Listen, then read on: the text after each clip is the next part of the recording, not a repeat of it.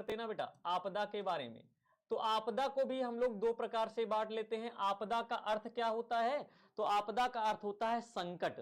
अब ये जो आपदा होती है दो प्रकार की होती है, और एक होता है जिसमें प्राकृतिक आपदा, एक होता है प्राकृतिक आपदा और एक होता है मानवीय आपदा। जल्दी जल्दी कमेंट करके बताओ कि प्राकृतिक आपदाएं क्या क्या होती हैं। जल्दी से सभी लोग कमेंट करके बताएंगे कि प्राकृतिक आपदाओं के अंतर्गत क्या क्या शामिल किया जाता है। तो सबसे पहले तो आप लोग जानते हो प्राकृतिक आपदा किसे कहते हैं भाई? जिसके लिए प्रकृति जिम्मेदार होती है उसे कहा जाता है प्राकृतिक आपदा, है ना। जैसे अगर हम लोग बात करेंगे भाई भूकंप किस प्रकार की आपदा है, तो सभी लोगों का जवाब आ चुका है प्राकृतिक आपदा, ऑप्शन नंबर सी को बताया है।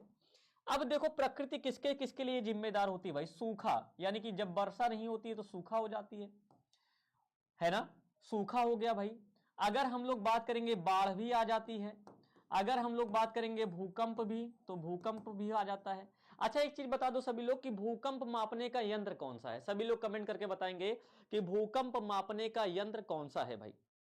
अगर मैं भूकंप की बात करता हूं, इसके बाद आ जाएगा बेटा, इसके बाद हिमस्खलन आएगा, हिमस्खलन आ जाएगा, हिमस्खलन आएगा, भूस्खलन आएगा, चक्रवात आएगा, चक्रवात आएगा, चक्रवात आएगा, ओलावृष्टि आएगा, ओलावृष्टि आएगा, सुनामी आएगा।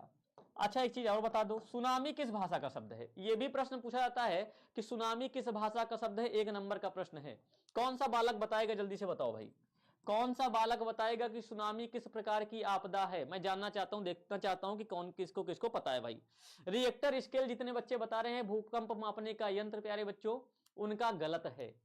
रिएक्टर स्केल जितने भी बच्चों ने बताया भूकंप मापने का यंत्र, सब के सब का गलत है। ऐसे परीक्षा में गलत करोगे, ऐसे सेम टू सेम परीक्षा में गलत करोगे। जब अगर प्रश्न इस तरीके से पूछे ना तो देख लो कैसे जवाब दिया जाता है।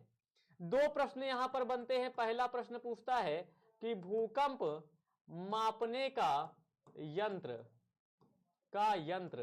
ठीक है, और पूछता है भूकंप मापने का पैमाना, भूकंप मापने का पैमाना। अब आप लोग देख लो प्यारे साथियों, आप लोगों का प्रश्न कैसे गलत होता है ये देख लो। जितने बच्चे ने बताया रिएक्टर स्केल ना, मैंने पैमाना पूछा था, पैमाना नहीं पूछा था मैंने। रिएक्टर स्केल पैमाना होता है, जबकि यंत्र की बात करता है तो सिस्मोग्राफ, यंत्र की बात करेगा तो सिस्मोग्राफ। यही प्रश्नों का अंतर होता है और आप लोग प्रश्न समझ नहीं पाते हैं एग्जाम में। ये प्रश्नों का अंतर होता है, आप लोग प्रश्न ही नहीं समझ पाते हो तो क्या होता है, इस तरीके से होता है आप सभी के सामने। चलिए भाई अब देखेंगे हम लोग, मैंने बताया मानवीय आपदा किसे कहते हैं। तो मानवीय आपदा का मतलब होता है प्यारे बच्चे क्या? मानवीय आपदा का मतलब होता है ऐसी आपदाएं जिसके लिए मानव जिम्मेदार होता है। मानव जिम्मेदार किसके लिए होता है भाई? आतंकवाद के लिए, आतंकवाद के लिए, सांप्रदायिक दंगे के लिए। एक चीज बता देंगे, भोपाल गैस त्रासदी प्यारे बच्चों, भोपाल गैस त्रासदी किस प्रकार की आपदा है? भोपाल गैस त्रासदी भी ले लीजिए, ठीक है। क्या हो जाएगा भाई?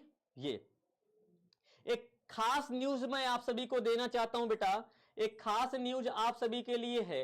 जो कि न्यूज क्या है भाई खास आपके लिए, कि कल अंतिम प्रहार होने जा रहा है आप सभी के बोर्ड के एग्जाम पर। कल अंतिम प्रहार होने जा रहा है आप सभी के बोर्ड के एग्जाम पर। लगातार 12 घंटे की क्लास, जो कि बिहार के इतिहास में अगर हम लोग देखेंगे किसी ने भी 12 घंटे एसएसटी नहीं पढ़ाया। कल की क्लास करने के बाद अगर एक भी बच्चे का डाउट आ गया ना बेटा, तो क्या बताऊं अब मैं क्या करूंगा। मैं गारंटी के साथ कहता हूं कि आप सभी के 80 के 80 नंबर सिर्फ इस क्लास से पूरे होने वाले हैं।